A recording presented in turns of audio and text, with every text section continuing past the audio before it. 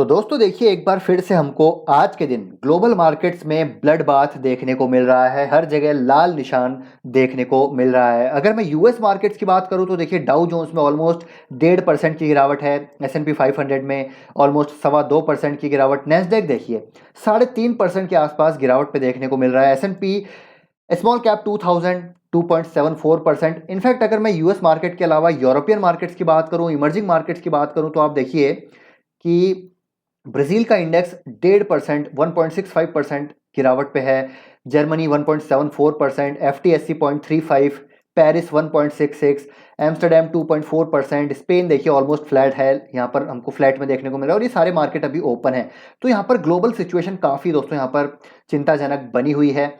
और अगर मैं यूएस मार्केट की बात करूं तो अगर यूएस मार्केट यहाँ पर छींक लेता है तो कहीं ना कहीं जुकाम यहाँ पर इमर्जिंग मार्केट्स पकड़ लेती है। तो कल के दिन हम मान के चल सकते हैं कि इंडियन मार्केट्स में हमको एक अच्छी खासी गिरावट देखने को मिल सकती है। और रीजन दोस्तों यहाँ पर सेम है। क्यों यहाँ पर ग्लोबल मार्केट्स में पैनिक बना हुआ है? रीजन सेम है। देखिए, इन्फ्लेशन की सिचुएशन है, ऑल टाइम हाई पे हमको ग्लोबल इकोनॉमीज में इन्फ्लेशन देखने को मिल रहा है, जिसकी वजह से रिसेशन की यहाँ पर संभावनाएं बनती हुई नजर आ रही है। ग्लोबल सप्लाई चेन यहाँ पर अभी भी जो है सुधरती हुई नजर नहीं आ रही, because of Russia Ukraine, China का कोविड। फेड अपनी इंटरेस्ट रेट को यहाँ पर अग्रेसिवली हाइक कर सकता है। तो ये सारी जो है अनसर्टेनिटीज की वजह से मार्केट्स में हमको एक हैवी सेल ऑफ देखने को मिल रहा है। और ये जो सेल ऑफ है, हो सकता है थोड़ा बहुत हमको और बढ़ता हुआ देखने को मिले। अगर मैं यहाँ पर इंडेक्स लेवल पे अगर टेक्निकल एनालिसिस करें हम दोस्तों डाउ जोन्स का, चलिए मैं डाउ जोन्स के टेक्निकल एनालिसिस की बात करते हैं। तो देखिए, डाउ जोन्स 15% करेक्ट हो चुका है। और जिस प्रकार का ये चार्ट पैटर्न है, एक हमको शॉर्ट टर्म फ्री फॉल देखने को मिल रहा है। तो यहाँ से मुझे लगता है जो नेक्स्ट सपोर्ट होगा डाउ जोन्स का, वो होगा करीब 29,664 का। तो यहाँ से मान के चलिए 5.5% की हमको और गिरावट यहाँ पर देखने को मिल सकती है। अगर मैं यहाँ पर बात करता हूँ नेस्डेक की, तो आप देखिए नेस्डेक तो बेयर टेरिटरी में ऑलरेडी जा चुका है। 33% के आसपास ऑलमोस्ट करेक्शन इंडेक्स लेवल पे देखने को मिल रही है दोस्तों। Can you believe me, index level पे अगर 33% की करेक्शन है तो यहाँ पर इंडिविजुअल स्टॉक्स का क्या हाल हो रहा होगा। और आपको भी पता है कि 80% 90% स्टॉक्स यहाँ पर जो है करेक्ट हो चुके हैं, जो नेस्डेक में लिस्टेड हैं। और ये जो नेस्डेक का इंडेक्स है, मुझे लगता है और करेक्ट हो सकता है। हालांकि यहाँ पर एक जबरदस्त सपोर्ट है, 11,150 के लेवल पे गजब का सपोर्ट है। लेकिन अगर इस सपोर्ट को यहाँ पर ब्रेक डाउन दिया तो जो नेक्स्ट सपोर्ट होगा वो 9,817 का होगा। यहाँ से 10% की गिरावट हम और एज्यूम कर सकते हैं। S&P की बात करते हैं तो S&P देखिए ऑलमोस्ट बेयर टेरिटरी में आ चुका है, 20% करेक्शन हो चुका है, एक मेजर सपोर्ट को ब्रेक डाउन दे चुका है। तो यहाँ से एक्सपेक्ट कर सकते हैं कि 4% की और गिरावट हो सकती है, जो कि एक मेजर सपोर्ट है 3,737 के आसपास। तो यूएस के मार्केट्स टेक्निकल बेसिस पे देखें तो कमजोर नजर आ रहे हैं और हो सकता है और गिरावट हो जाए।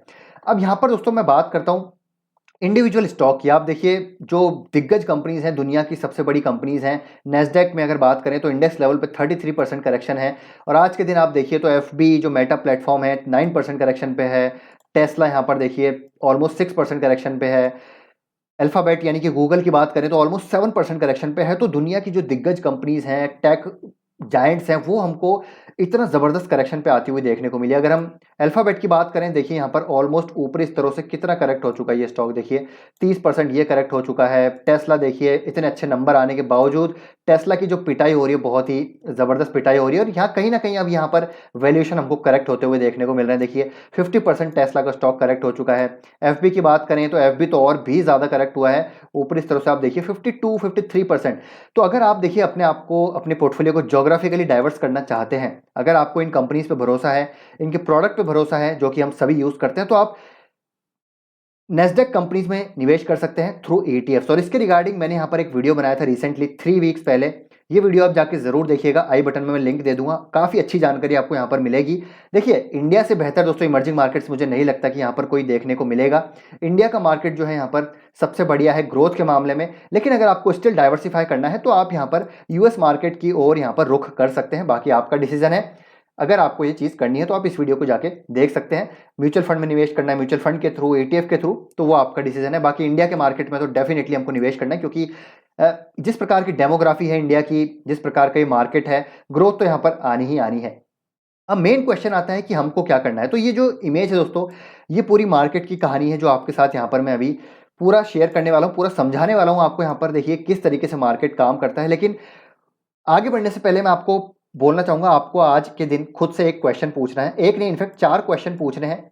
अगर आप आज यहाँ पर पैनिक कर रहे हैं, आपको यहाँ पर डर लग रहा है, तो 4 क्वेश्चन आपको पूछने हैं। पहला क्वेश्चन क्या है, क्या आपने क्वालिटी कंपनी में निवेश किया है या नहीं? अगर आपने क्वालिटी कंपनी में निवेश किया है, फंडामेंटली स्ट्रांग कंपनी में निवेश किया है, जबरदस्त मैनेजमेंट में निवेश किया है, तो आपको जबरदस्त सेक्टर में निवेश किया है, तो आपको यहाँ पर घबराने की जरूरत नहीं है। अगर आपका यहाँ पर जवाब हाँ है, तो आपको यहाँ पर पैनिक करने की जरूरत नहीं है। लेकिन अगर आपने कोई ऐसी कंपनी में निवेश किया है जिसका ना कुछ बेस है, ना कुछ सर है, ना पैर है, ना ही उसके कोई फंडामेंटल्स अच्छे हैं, मैनेजमेंट का अता पता नहीं है, ग्रोथ यहाँ पर कैसे होगी कैसे नहीं होगी उसका पता नहीं, तो आपको यहाँ पर जरूर डरना चाहिए। और इनफैक्ट आप इन स्टॉक्स को अभी भी निकाल सकते हैं। तो ये हो गया पहला क्वेश्चन। सेकंड क्वेश्चन आपको क्या पूछना है खुद से, कि आपका यहाँ पर इन्वेस्टमेंट होराइजन कितना है, क्या आपका जो निवेश करने की अवधि है वो कितनी लंबी है, तो वो आपको क्वेश्चन पूछना है। तो अगर आपका यहाँ पर लॉन्ग टर्म का निवेश निवेश करने का नजरिया है, आपका यहाँ पर होराइजन है, एटलीस्ट मेरे हिसाब से लॉन्ग टर्म होता है 3 साल। 3 साल से नीचे यहाँ पर शॉर्ट टर्म होता है, 3 साल से ऊपर लॉन्ग टर्म है, 3 साल, 4 साल, 5 साल, 10 साल। अगर आपका यहाँ पर नजरिया इतने सालों का है, तो आपको यहाँ पर दोस्तों कोई भी पैनिक करने की सिचुएशन नहीं है, क्योंकि ये जो सारी सिचुएशन है मुझे लगता है अगले आने वाले 1 से 2 क्वार्टर में सारी नॉर्मलाइज हो जाएंगी। तो आपका होराइजन आपको यहाँ पर अपने आप से पूछना है। शॉर्ट टर्म के लिए अगर आपने पैसा लगाया है, आपका नजरिया यहाँ पर 1 साल का है, 2 साल का है, तो मुझे लगता है आप यहाँ पर प्रॉफिट बुक करके या फिर लॉस बुक करके निकल सकते हैं, क्योंकि मार्केट यहाँ से हो सकता है और भी नीचे के जो है टारगेट्स लेवल्स हमको दिखा दे। तो ये दूसरा क्वेश्चन हो गया आपके होराइजन को लेकर। तीसरा क्वेश्चन आपको खुद से ये पूछना है कि क्या आपको भरोसा है इंडिया पे, इंडिया की ग्रोथ स्टोरी पे अगर आपको भरोसा है, तो मेरे ख्याल से यहाँ पर डरने की जरूरत नहीं है, क्योंकि इंडिया की जैसी इकोनॉमी है, जिस प्रकार की डेमोग्राफिक्स है, पॉपुलेशन है, जिस प्रकार के इन्वेस्टमेंट रिलेटेड अगर हम बात करें, जिस प्रकार के गवर्नमेंट यहाँ पर जो है नॉर्म्स हैं, ठीक है, गवर्नमेंट यहाँ पर जिस प्रकार से डिसीजंस ले रही है इकोनॉमी को लेकर, तो मुझे लगता है यहाँ से आगे ग्रोथ हमको डेफिनेटली देखने को मिलेगी। अनटिल अनलेस यहाँ पर कुछ ऐसे बड़े इवेंट ना हो जाए, तो वो अलग बात है। लेकिन ऐसा यहाँ पर दोस्तों अभी इंडिया की इकोनॉमी की बात करें तो जीडीपी हमारी यहाँ पर आराम से मिनिमम 6 से 7% तक ग्रो हो सकती है, क्योंकि कंजम्पशन ड्रिवन इकोनॉमी है और जिस प्रकार की हमारी डेमोग्राफिक्स है, तो यहाँ पर मुझे लगता है कि रिसेशन आना बहुत ही ज़्यादा मुश्किल है। तो आपको अगर इक्विटी में निवेश करना है, तो दोस्तों आप देखिए ऑप्टिमिस्टिक यहाँ पर जरूर रहना पड़ेगा। अगर पैसिमिस्टिक आप हो जाएंगे, तो यहाँ पर आप कभी पैसा नहीं बना पाएंगे। आपको यहाँ पर इक्विटी का जो रिस्क है वो समझना पड़ेगा और ऑप्टिमिस्टिक यहाँ पर होना पड़ेगा, क्योंकि इक्विटी में निवेश करना काफ़ी एक आप कह सकते हैं कि डायनेमिक निवेश है।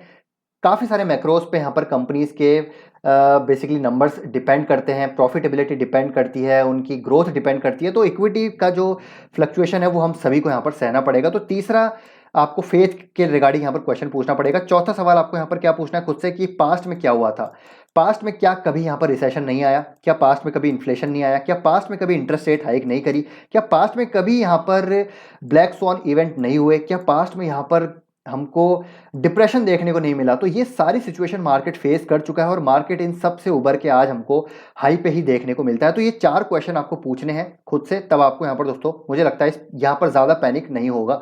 अब चलिए बात करते हैं इस इमेज की, ये क्या है। तो ये दोस्तों मार्केट का पूरा सार है।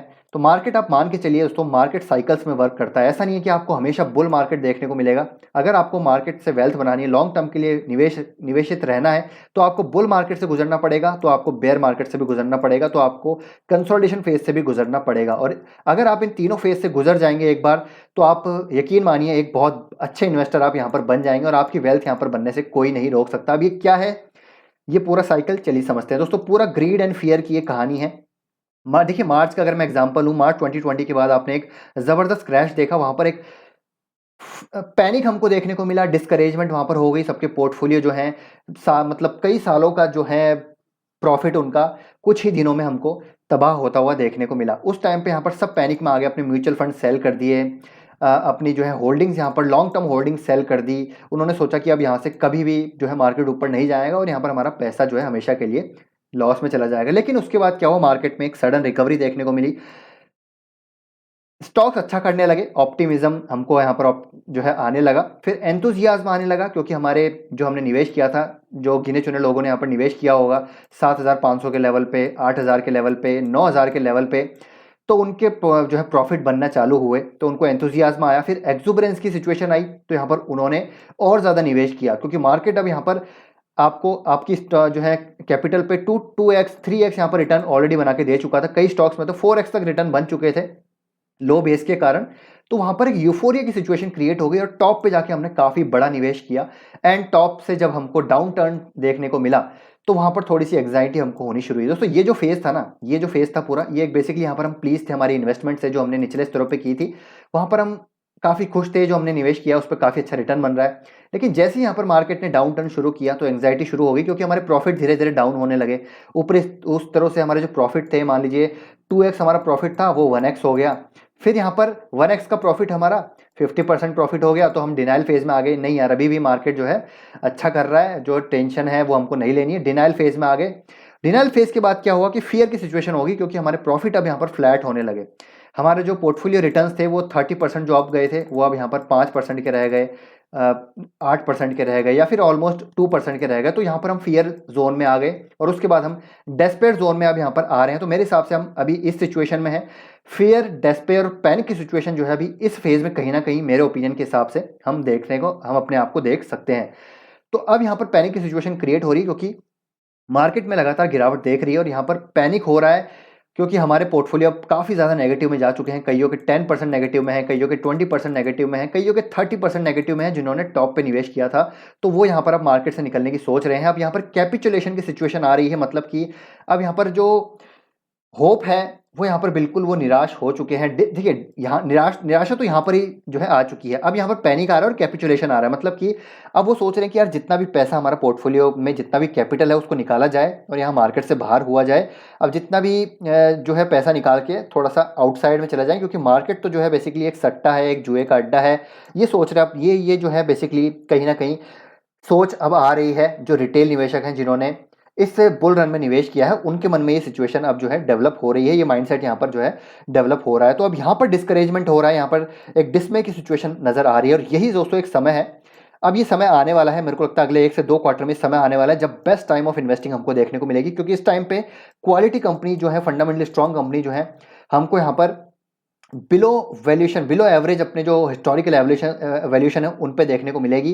चीप मतलब डर्ट चीप वैल्यूएशन पे देखने को मिलेगी, थ्रो अवे प्राइसेस में देखने को मिलेगी। और वही समय होगा जब हमको यहाँ पर निवेश करना है, क्योंकि फिर से एक बार मार्केट की ये साइकिल शुरू होगी। अभी बेयर फेज में मार्केट है, फिर से एक बार बुल फेज चालू होगा, जब ये आने वाले 1 से 2 से 3 क्वार्टर में इन्फ्लेशन की सिचुएशन समाप्त हो जाएगी, रिसेशन का यहाँ पर जो फियर है वो समाप्त हो जाएगा। मार्केट ये सारी चीज़ें डिस्काउंट यहाँ पर हमको थोड़े दिनों में करता हुआ नजर आएगा, और फिर से मार्केट एक अपवर्ड मूवमेंट हमको यहाँ से चालू करता हुआ देखने को मिलेगा। तो अगर आपको यहाँ पर दोस्तों बुल फेज में आपने निवेश किया है, तो आपको एक बार बेयर फेज भी देखना पड़ेगा, आपको एक बार लंबा कंसोलिडेशन फेज भी देखना पड़ेगा, तभी आप एक अच्छे निवेशक बनेंगे। और मुझे लगता है आपको यहाँ पर घबराने की जरूरत नहीं है, बस आपको अपने आप से 4 क्वेश्चन यहाँ पर पूछने हैं। तो मार्केट क्या यहाँ से और करेक्ट हो सकता है? तो डेफिनेटली यहाँ से और करेक्ट हो सकता है। अगले आने वाले 2 क्वार्टर में मार्केट हमको और भी नीचे के लेवल दिखा सकता है। तो हमको उसके लिए तैयार रहना है, और उसके लिए हमको प्रिपेयर रहना है। अगर आप प्रिपेयर रहेंगे, तब दोस्तों आप इसको अच्छी तरीके से अपने माइंड में, अगर आप प्रिपेयर्ड रहेंगे तो आप इसको टैकल कर पाएंगे, तो आप यहाँ पर अच्छा निवेश कर पाएंगे। और हमेशा से मैं कह रहा हूँ कि आप keep cash for crash, cash हमको हमेशा रखना है। हो सकता है मार्केट यहाँ से 10% और करेक्ट हो जाए, तो हमको और भी अच्छे खासे वैल्यूएशन पे जो है चीज़ें देखने को मिले। तो स्लोली एंड स्टडी आपको डिप्लॉय करना है अपना पैसा। ऐसा नहीं है कि आप आज ही 5 लाख 10 लाख रुपए लगा रहे हैं। आज की डेट में आप देखेंगे तो कई सारे quality stocks 5 year P median P पे आ चुके हैं, 10 ईयर मीडियन पी पे आ चुके हैं। तो इसका मतलब ये नहीं है कि आपने सारा पैसा यहीं लगा दिया, क्योंकि जब बेयर फेस होता है ना दोस्तों, तो देखिए बेयर फेस में होता क्या है कि क्वालिटी कंपनीज हमको 10 साल के मीडियन पी, 5 साल के मीडियन पी से भी नीचे देखने को मिलती है। जी हाँ दोस्तों, देखिए अगर मान लीजिए आज के दिन कोई 30 के पी पे ट्रेड करिए कंपनी, और वो अपने 10 साल के पी पे ट्रेड करिए, तो हो सकता है मार्केट इतना गिर जाए कि वो हमको 20 के पी पे भी देखने को मिल जाए, वो 15 के पी पे भी देखने को मिल जाए। तो ये होती है डर्ट चीप वैल्यूएशन, और इस वैल्यूएशन पे आंख बंद करके हमको यहाँ पर ट्रक लोड करना होता है फॉर दी लॉन्ग टर्म। बस कन्विक्शन होना जरूरी है। ऐसा नहीं है कि किसी भी कंपनी में आंख उठा के पैसा लगा दिया, ऐसा नहीं है। कन्विक्शन होना चाहिए, क्योंकि उस स्टॉक में हमको लॉन्ग टर्म तक बने रहना है, तब जाके हमारा पैसा 10x 20x हो जाए। तो ये सारी चीज़ें आपको जानना ज़रूरी है। तो इन सारी चीज़ों को आपको दोस्तों यहाँ पर ध्यान रखना है, और आपको यहाँ पर उस हिसाब से निवेश करना है। तो मेरे हिसाब से पैनिक की सिचुएशन है, लेकिन आपको अपने आप को प्रिपेयर करना है उस चीज़ के लिए। मुझे कमेंट करके बताइए, क्या आप यहाँ पर दोस्तों लॉन्ग टर्म निवेशक हैं, शॉर्ट टर्म निवेशक हैं, या फिर आप किस तरह के अप्रोच यहाँ पर फॉलो कर रहे हैं? क्या आप प्रिपेयर्ड हैं 10% करेक्शन के लिए या नहीं? सबसे बड़ा क्वेश्चन ये है। तो यहाँ पर अगर आप प्रिपेयर्ड हैं, तो मेरे ख्याल से आप ज़रूर यहाँ पर अच्छा करेंगे लॉन्ग टर्म में। तो आई होप दोस्तों ये वीडियो आपको इन्फॉर्मेटिव लगा होगा। वीडियो पसंद आया तो लाइक कीजिए, शेयर कीजिए। आपके क्या ओपिनियन है, थॉट हैं, कुछ कमेंट है, क्वेश्चन है, आप जरूर कमेंट बॉक्स में ड्रॉप कर सकते हैं। हम सभी को एक डिफरेंट पर्सपेक्टिव यहाँ पर जानने को मिलेगा। तो वीडियो अच्छा लगा तो प्लीज़ लाइक कीजिएगा। मिलते हैं नेक्स्ट वीडियो में। Till then take care, bye bye.